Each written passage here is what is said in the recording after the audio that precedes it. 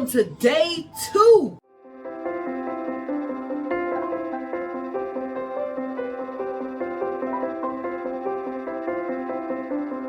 of the CEO Breakthrough Lab. So let's get started today with the 3 beliefs impacting our personal growth and the importance of reframing our thoughts to overcome them. So I hope this helps.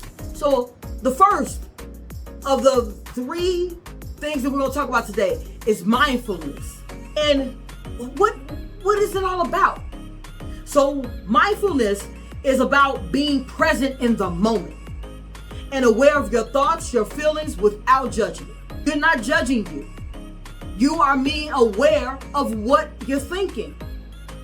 When you are aware of what you're thinking, you have the ability to change how you're thinking.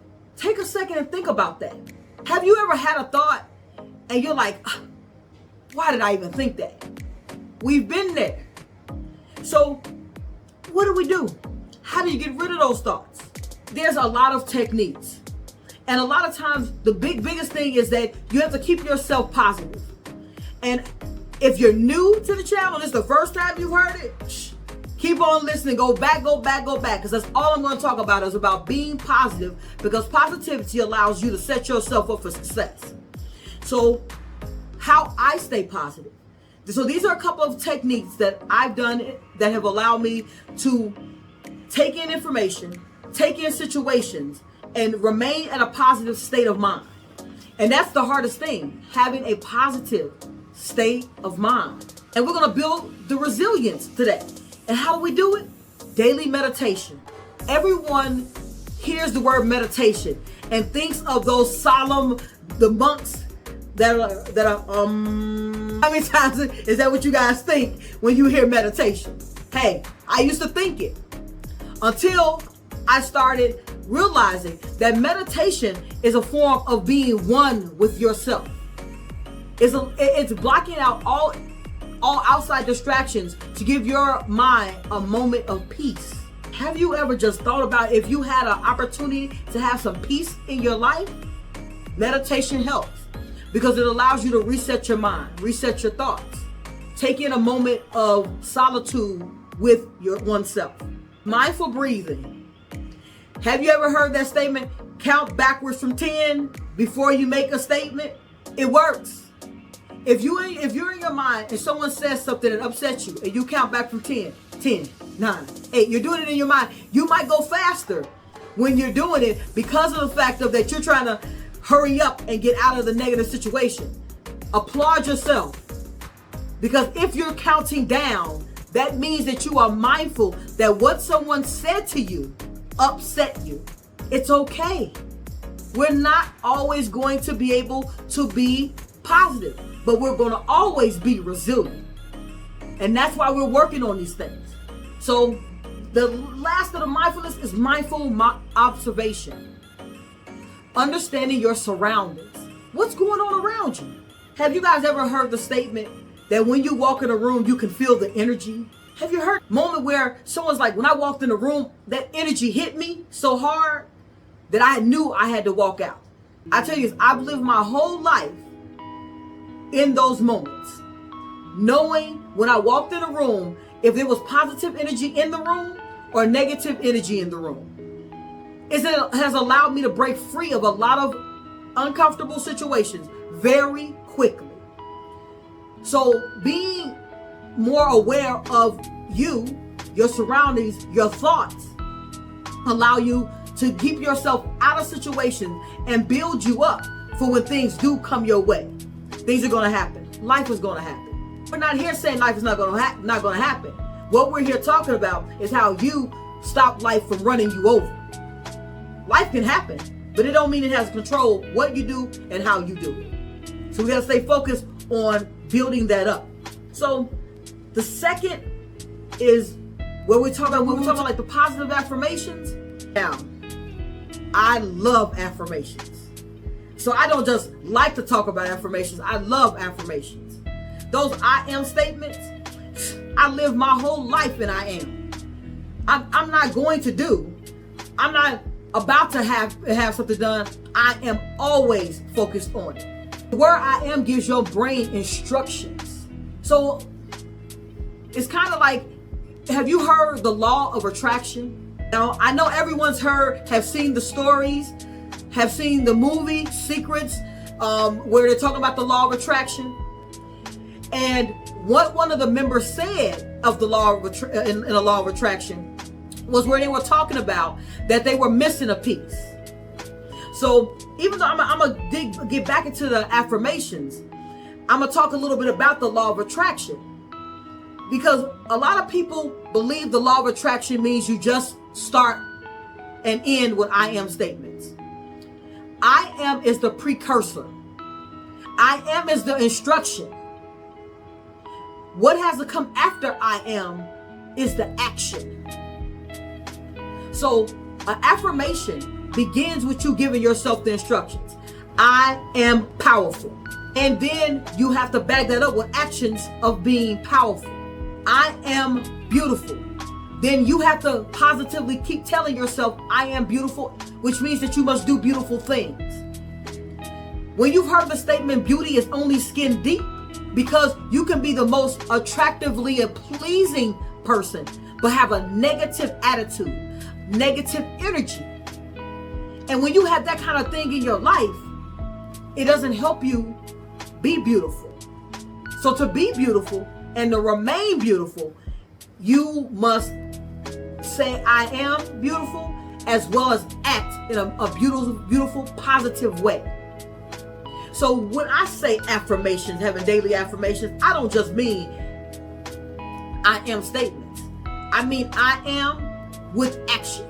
So I am makes it impactful with action. So I am, boom, acting on that. So when I say I want to be a millionaire, there is actions behind it that lead me towards being a millionaire. And that's how the law of attraction actually works. You speak what you want into the universe and you start acting towards it. And what will happen is that things will start coming your way that align with what you put in the universe. Why? Because you stated it and you're acting towards it. It's like when you see a car that you love. My VA loves bikes. He's a motorcycle fanatic. Every time we're talking, he's talking about a motorcycle. Over the last month, he's seen more motorcycles because it's on his mind. Because you attract what you think about and what you involve yourself with. That's a little bit about the law of attraction and about how you're actually being mindful in the most positive way. So the last thing we're going to talk about is that this third strategy about adapting your thinking. So the third strategy is called adopting your thinking. Adaptive thinking involves being flexible and open to new ideas and approaches. It's about seeing challenges as opportunities to learn and grow rather than an obstacle. I wanted to read that all the way out. You know why? Because it's one of my favorite thoughts. I have this thing called Rachel's Basics. As I've said in the past, I've been in leadership 25 years. I have led multiple teams in organizations, from everywhere from being a lead to being a supervisor to being a manager to being a senior manager to being an RVP of several locations within the United States. During those times, what one of Rachel's basics is always be open to new ideas. It's part of the criteria to be on my team. So not only my team that I currently have, but my teams previously and my other endeavors. Because when your mind is open, you're always listening. You are working with the thought of servitude. You are open to new ideas, which means that you're not married to your idea. Let me break that down a little bit more. Me and my wife have been together 16 years. Do we have disagreements? Yes. Do I argue? No. Let me explain my why. I don't argue because I don't have to be right. And when you don't have to be right, you'll really realize that when you're arguing a point, you're really arguing with a person to get them to understand your perception of a situation. That's what you're arguing about. Because you might be right in this instance from your thought process, and your partner might be right from their thought process, which means you both are right in your own perception of that moment. That's why I don't argue, because I don't have to be right in her mind. If I am wrong in my mind and I'm trying to convince someone, because you have those arguments where you're trying to convince somebody. Yeah, you guys know what I'm talking about. When you're telling somebody, hey, yeah, this is how it's supposed to be. This is how it's supposed to go. When you're trying to convince them that you're right, when you know you're dead wrong. Come on, guys. So I'm not trying to convince anyone I'm correct. What I am doing is always just providing information, providing guidance, and providing situations from things that have happened within my life that I can be an expert on. In leadership for 25 years, I am an expert on how to build teams, grow individuals to be successful. So that is something that is an expertise. So if someone asks me, well, how do you build a team? I can give you 4 different techniques on how to build your team. How to structure a team that's successful. How to realize when your team is not successful. How to realize when you are a part of the things that is stopping your team from being successful. That is about being open to being mindful and building your resilience. Because what were we talking about in the first place? We were talking about building your resilience. We were talking about being mindful, having positive affirmations, and being able to adopt your thinking.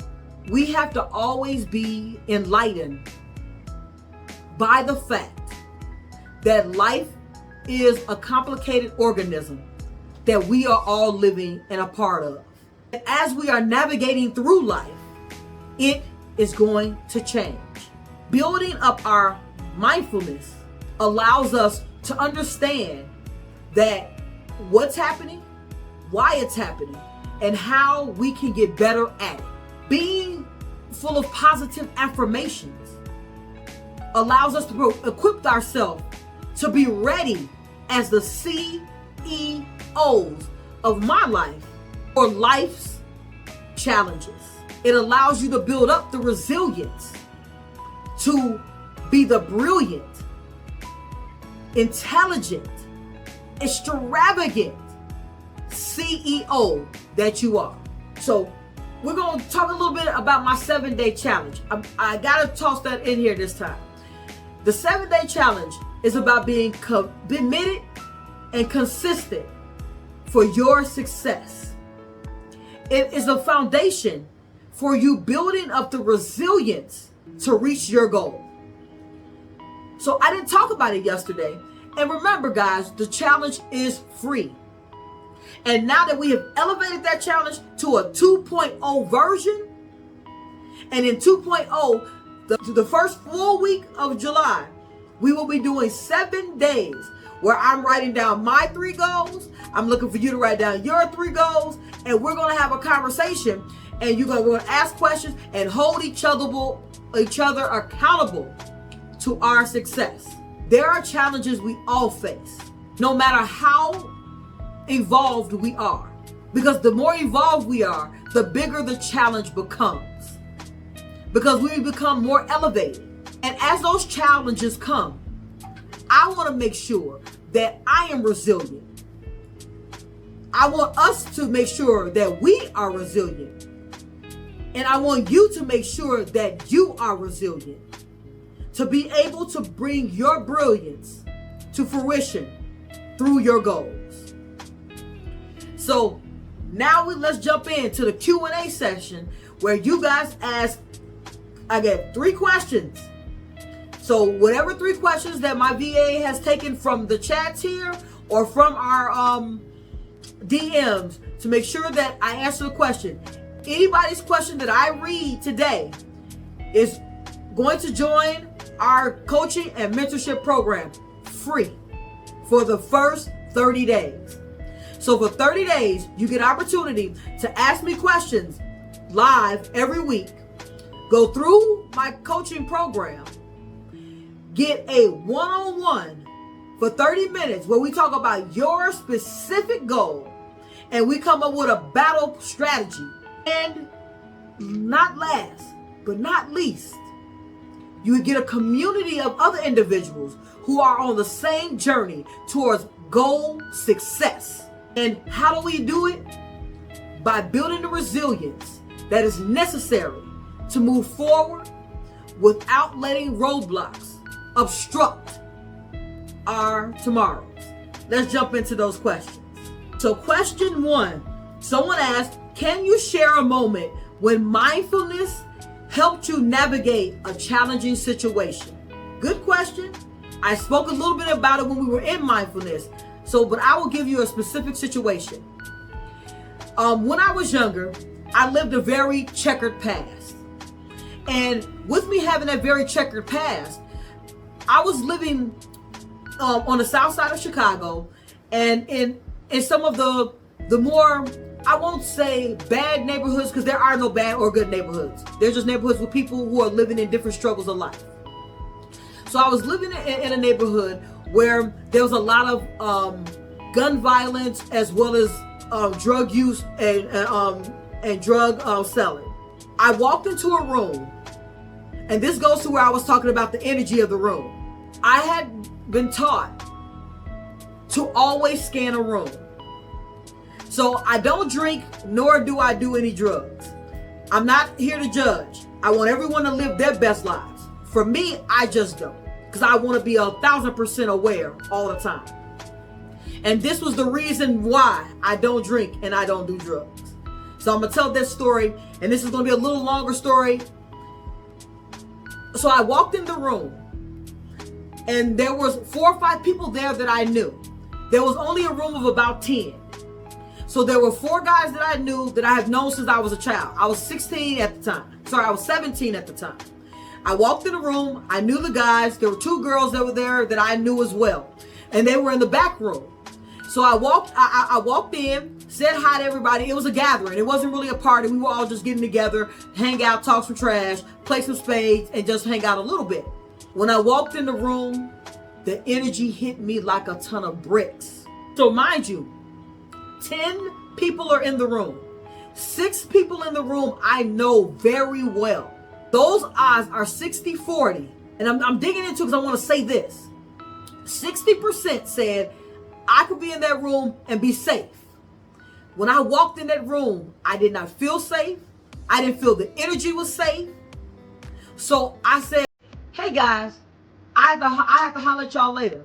I walked right out the door, got back in my car, and left. 20 minutes later, that place was shot up. I never saw any of those people again. The reason why I tell the story about being mindful, because it was the fact that I was aware. And a lot of people will say that it wasn't my time. It was God tapping me on the shoulder. But you have to be open to be tapped on the shoulder. If you're not listening and you're not aware and you're not in the moment, it could be your last moment. So I escaped that situation because of the fact that when I walked in, the energy was thick. And I walked right out the room. Walked right out the door, got in my car and left. And it wasn't even 20 minutes later, guys. I'm saying 20 because I'm going to tell you, I was like 4 blocks away. And one of my other buddies called me and said, did you know the house just got shot up? They called my house phone because, hey, we didn't have cell phones back then. Tell a little bit about my age. So, question 2. How do you incorporate mindfulness into your daily routine? And what benefits have you noticed? Guys, I talked about it, but that's okay. On an everyday basis, I stay very conscious of the fact of the information I put in my mind. And I meditate every day for at least 10 minutes a day. The reason why it's not more than 10 minutes, I have not mastered the fact of being able to keep my mind blank for longer than 10 minutes. However, a year ago, I couldn't even do it for 5 minutes. So I am definitely moving up on my goals. My goal is to be able to meditate for 30 minutes without thinking of anything and just being in the moment. So those are things that are in my daily routine, along with the fact that I have a daily affirmation that I say to myself. I say to myself every day, as well as I have a moment of gratitude. So every single morning when I wake, I God glory, speak my affirmation to myself. I write down my moment of gratitude, and then I write down an affirmation on my calendar that my wife and I both sign off on, because that is something that we're both moving towards. So that is how I am mindful on an everyday basis. It's all about setting up a routine that works for you. Everyone's mindfulness isn't the same. Some people can meditate for 30, 45 minutes. Some people are able to have affirmations. I'm advising that these things help you be more successful, because I've never told the story. I just told a story about the type of life I led as a child, as a young adult, as an older adult, until I became more aware that how do I build my life in a better direction if I am not moving towards that direction. When I decided I was going to be the CEO of my life. Hope that helped. Question 3. What are your favorite mindfulness practices or techniques? And how have they impacted your mental well-being? That is a whole bar. Mental well-being. So I'm going to tell a little bit about myself. When I was 18, I was diagnosed as having multiple personality disorder. And as I said, I am very transparent with my life, because it's how I know that the techniques that I provide work. So back to my story, my apologies there. So I was told that I had multiple personality disorders at 18. Because I was losing chunks of time and had no idea about certain situations of the day. Another reason why I don't drink or smoke. And I was missing spaces and didn't understand why. So I went to the doctor to ask the questions. And during those point in time, I was struggling to just keep a diary. So what I did, now a cure is probably a better word for it, because I can tell you right now, my memory is so good because of the fact that I was very intentional about making sure I knew everything happened on an everyday basis.